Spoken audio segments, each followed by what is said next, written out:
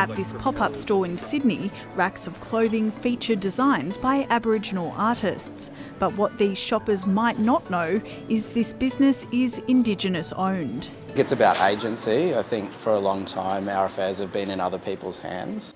Until recently, this brand was in other people's hands too. Non-Indigenous women Maggie McGowan and Laura Egan founded Magpie Goose in 2016.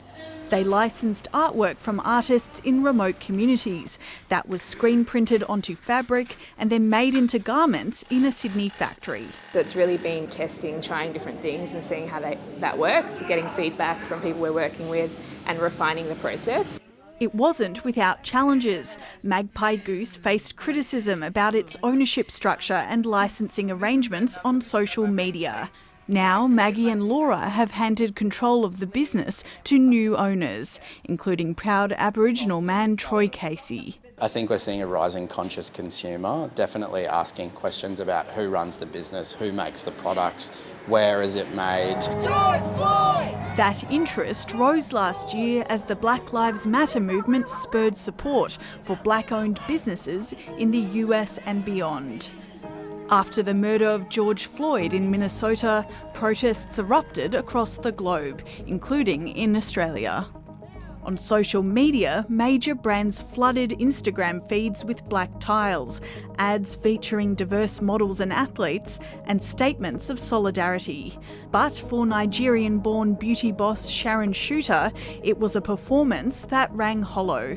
To then see brands turning up and trying to, market up that moment, almost preaching to their consumers like, you can do better. This is how you should educate yourself. And I was so triggered by that.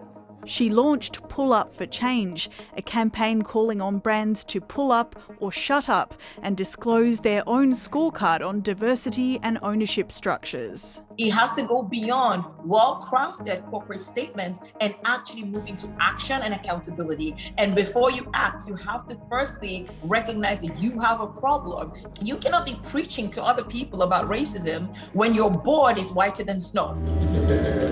In Australia, Indigenous-owned brands also felt the impact of the Black Lives Matter movement. We had to really ensure that this wasn't a trend that the industry was following. For us, this is not trending. This is our everyday and definitely a movement for us to create a change.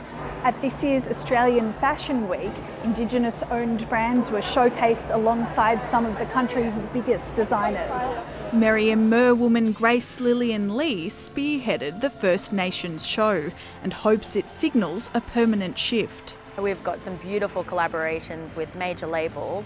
However, I think that there's always this conversation that needs to be had about what happens to that artist or creative or First Nations person after the fact. The Fashion Week show broke new ground, and the designers involved aren't looking backwards. We're really supporting independent, self-determined businesses to create their own labels within the industry, because wouldn't it be great to see a household name? The new Magpie Goose owners have similar ambitions. It would be great for this to be an international brand, an Australian iconic brand, a brand that kind of people come to Australia and go, what do I buy? R.M. Williams, Dries a Bone, Magpie Goose. The future of the brand is in his hands.